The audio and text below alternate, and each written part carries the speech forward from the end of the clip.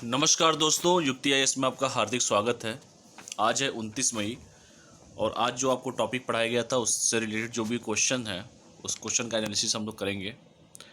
आशा करता हूँ कि आप लोगों को समझ में आए होंगे आज के टॉपिक। अगर कोई भी कन्फ्यूजन अभी भी हो किसी को टॉपिक से रिलेटेड तो कमेंट बॉक्स में कमेंट कर सकते हैं, ठीक है। तो चलिए हम चलते हैं, आज पहले ही सीधे क्वेश्चन पे ही चलते हैं। पहला क्वेश्चन पूछा है कि अखिल भारतीय न्यायिक सेवा के संबंध में कौन सा कथन असत्य है।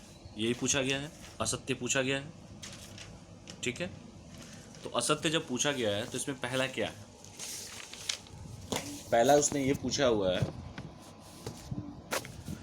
अखिल भारतीय न्यायिक सेवा का प्रावधान जो है 1976 में संविधान के अनुच्छेद 312 में 42वें संशोधन के माध्यम से शामिल किया गया था। क्या यह कथन सत्य है या असत्य है?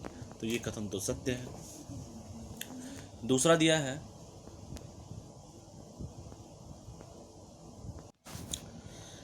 हाँ दूसरा पूछा है बी में, इसका विचार सबसे पहले 1958 में भारतीय विधि आयोग के 14वें प्रतिवेदन में प्रस्तावित किया गया था। क्या यह कथन सत्य है कि असत्य है?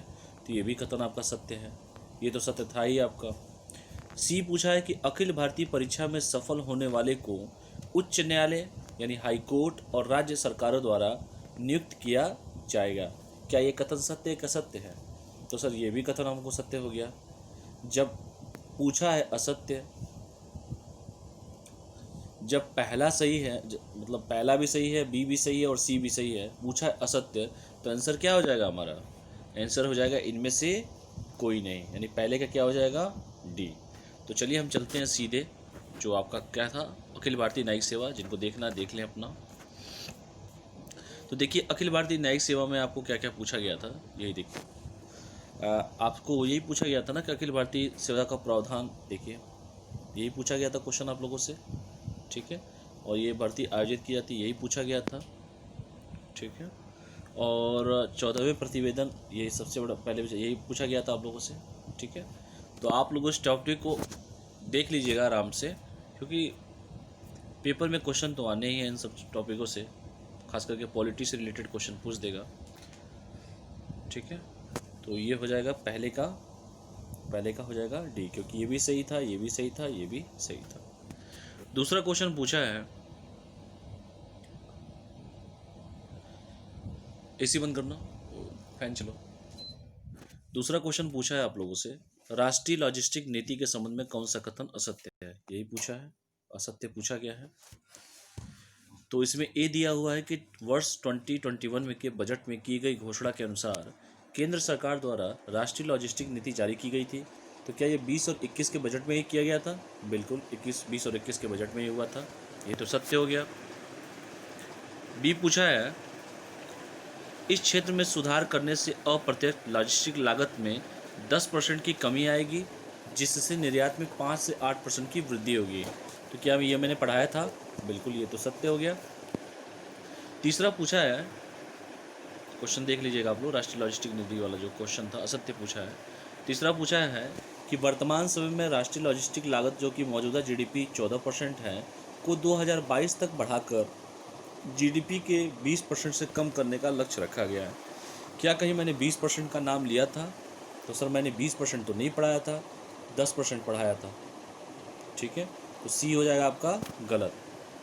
समझ गए आप लोग, क्योंकि 20% नहीं था, 10% था, ओनली 10%। तो सी आपका हो जाएगा गलत। तो दूसरे का आंसर क्या हो जाएगा? पूछा है असत्य पूछा है ना, तो पहला ये ए तो सही था, बी भी सही था और सी हमारा गलत था, ठीक है। तो आंसर हो जाएगा ओनली सी, ठीक। जिनको देखना है इनका पूरा डिटेल में दिखा देता हूँ। राष्ट्रीय लॉजिस्टिक नीति, ये देखिए 2021 की घोषणा में किया गया था, यही किया गया था ना। और आप ये भी देख लीजिए, आप लोग को ये देखना था, हाँ देखिए 10% से कम करने का निर्णय लिया गया है, यही बोला गया था आप लोगों से, ठीक है। यही सब पूछा गया था आप लोगों से। क्वेश्चन को ध्यान से पढ़िए आप लोग, और काफ़ी अच्छा प्रयास आप लोग का हो रहा है, ठीक। तो दूसरे का क्या हो जाएगा? सी हो जाएगा। तीसरा है, warehousing development and regulatory authority के संबंध में कौन सा कथन सत्य है। इसमें सत्य पूछा है, चलिए देखते हैं सत्य क्या है। भारत सरकार द्वारा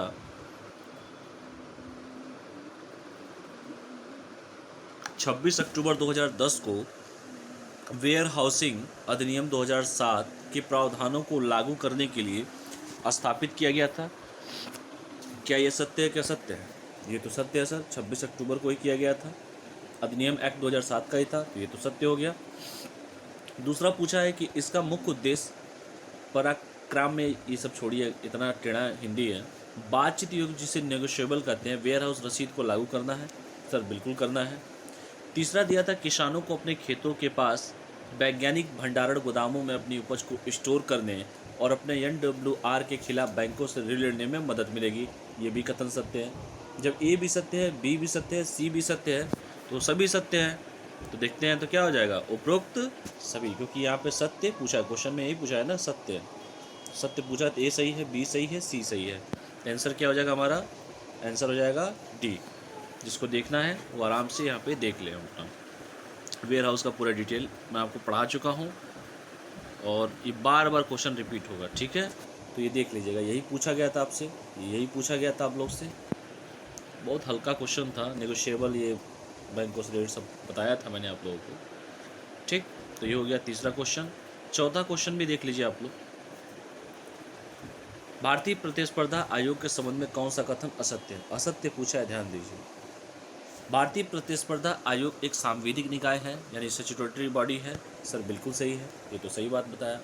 संसद द्वारा प्रतिस्पर्धा अधिनियम 2002 पारित किया गया, जिसके बाद केंद्र सरकार द्वारा 14 अक्टूबर 2003 को भारतीय प्रतिस्पर्धा आयोग का गठन किया गया। सर बिल्कुल सही है, ये भी सही है, ये भी सही है, ये भी सही है। और अप्रैल 2018 में केंद्रीय मंत्रिमंडल ने, ध्यान से पढ़िएगा, यहाँ पे थोड़ा गड़बड़ तड़बड़ नहीं होना है, भारतीय प्रतिस्पर्धा आयोग का आकार 1 अध्यक्ष और 6 सदस्य से घटाकर, यानी टोटल 7 हो गए, मैंने बताया भी था, घटाकर अब 1 अध्यक्ष और 3 सदस्य यानी कि 4 हो गए, यानी 7 से 4 किया गया है। तो क्या ये कथन सत्य है? सर बिल्कुल सत्य है। पूछा असत्य है, तीनों निकल गए सत्य, तो आंसर क्या हो जाएगा हमारा? आंसर हो जाएगा हमारा डी। समझ में आया आप लोगों को? आंसर क्या हो जाएगा इसका? डी। तो चलिए भारतीय प्रतिस्पर्धा आयोग भी आप लोग को दिखा देता हूँ मैं। ये देखिए, भारतीय प्रतिस्पर्धा आयोग सीधे लिखा हुआ, डायरेक्ट लिखा हुआ सांविधिक निकाय है, ठीक है? और ये देखिए पूरा का पूरा संसद नियम, पूरा का पूरा यही पूछा है।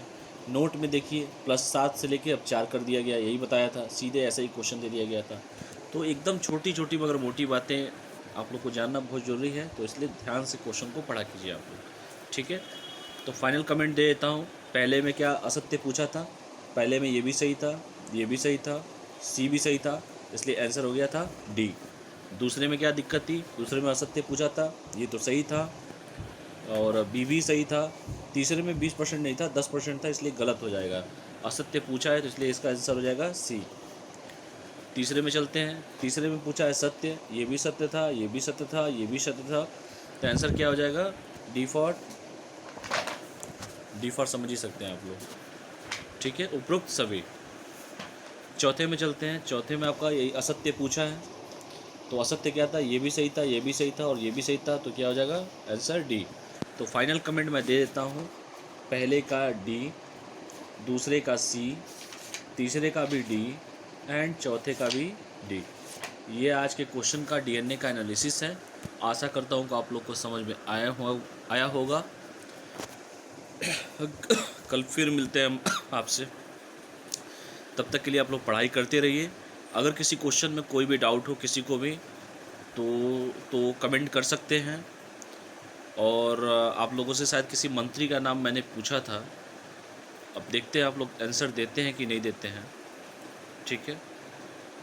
तो कल फिर मिलते हैं आप लोगों से, तब तक के लिए पढ़ाई करिए, स्वस्थ रहिए, मस्त रहिए और पढ़ते रहिए। Good night.